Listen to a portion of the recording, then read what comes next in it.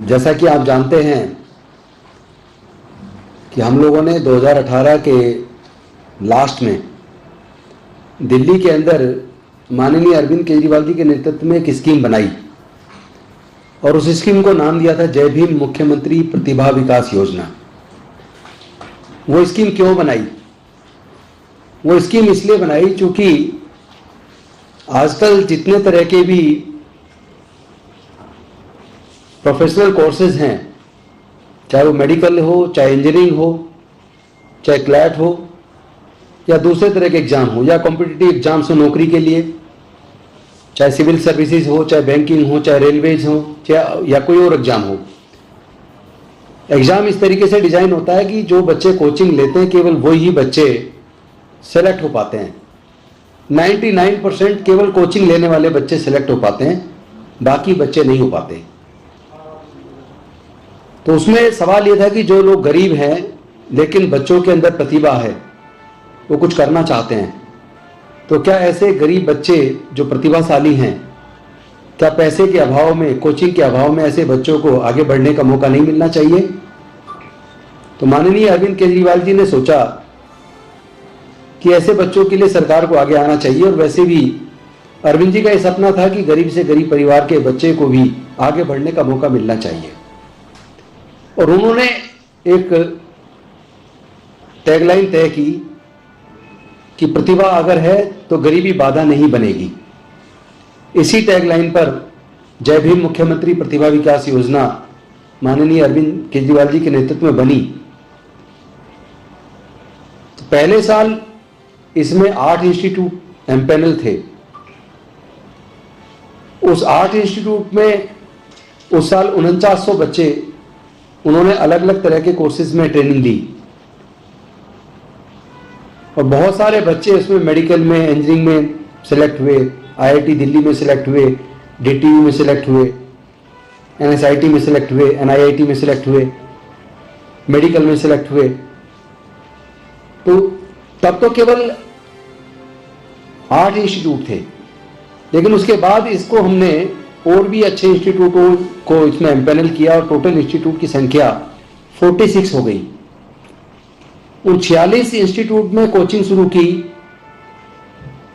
1.5 साल करीब कोरोना की वजह से काफी तकलीफ हुई, स्कीम में दिक्कतें आई, लेकिन अल्टीमेटली लगभग सितंबर अक्टूबर 2020 में हम लोग सफल हुए इस स्कीम को चालू करने में दोबारा से कोरोना से उभरकर।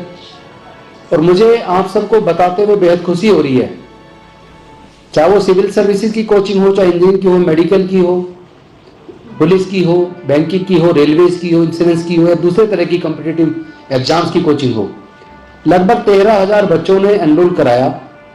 हमने 15,000 बच्चों का स्कोप रखा था, जिसमें से लगभग 4,000 बच्चों ने मेडिकल और इंजीनियरिंग की कोचिंग ली।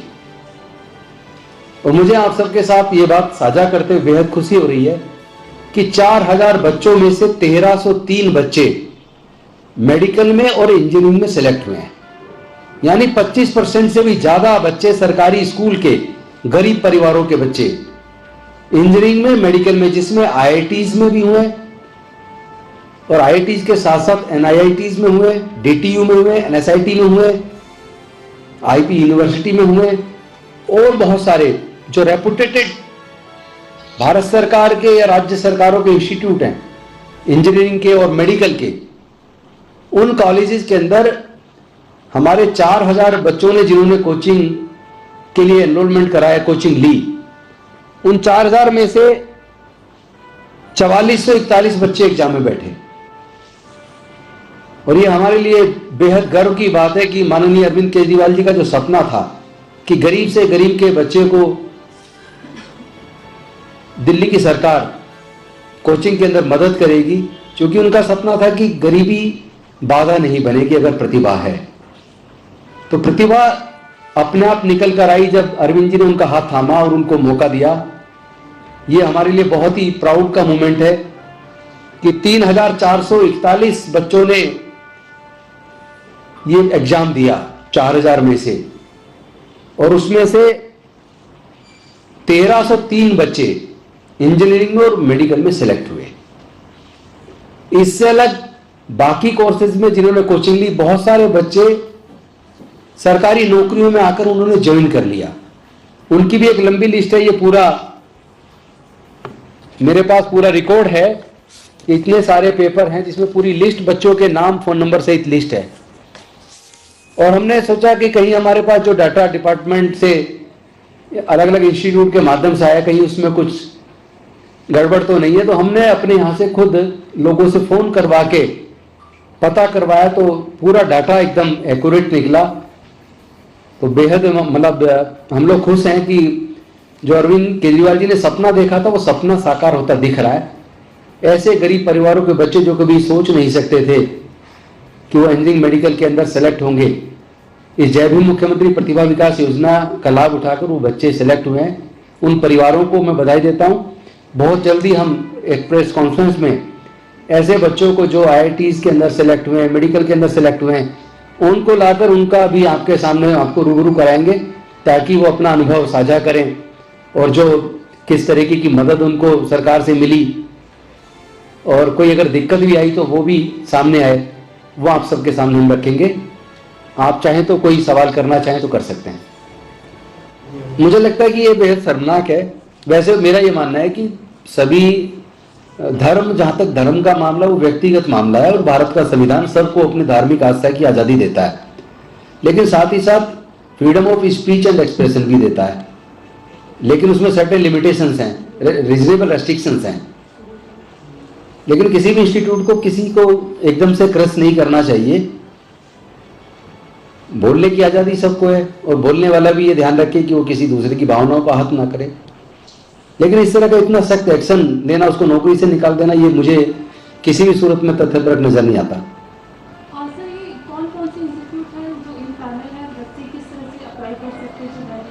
इसका फुल पेज एड अखबारों में निकला था, जिसकी पूरी लिस्ट हम आपको मुहैया करा देंगे। 46 इंस्टीट्यूट हैं और उन इंस्टीट्यूट में जाने माने दिल्ली के रेपुटेड इंस्टीट्यूट में जो राजेंद्र नगर में, मुखर्जी नगर में, करोल बाग में, इन सारे स्थानों पर स्थित हैं जहां से बच्चे कोचिंग लेते हैं। हम बच्चों को कोचिंग भी दिलवाते हैं, साथ में उनको 2500 रुपया स्टाइपेंड भी पर मंथ देते हैं, ताकि वो बच्चे अपने आने जाने का खर्चा या किताबें, कॉपी कुछ लेना हो वो भी निकाल पाएं, वो भी हम उनको देते हैं।